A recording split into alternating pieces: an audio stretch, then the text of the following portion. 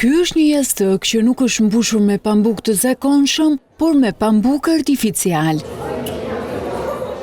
Gjithçka ka ndodhur pas përpunimit të plastikës. Atëherë procesi i punës fillon me shishet e plastikës. Ne i mbledhim ato dhe i presim në copa të vogla, siç janë dhe këtu. Ideja ishte e nxënësve të shkollës Krista Qerama për të reduktuar ndotjen plastike dhe për të ofruar një alternativë të qëndrueshme ndaj pambukut artificial. Edhe makineria i shkrin ato dhe i nxjerr në formën e këtij pambukut këtu, që kemi demonstruar këtu poshtë. Edhe kthehet në pambuk. Procesi që kanë zhvilluar nxënësit u frymëzuan teksa pan procesin e prodhimit të pambukut të sheqerit dhe makinerinë që përdorej për këtë.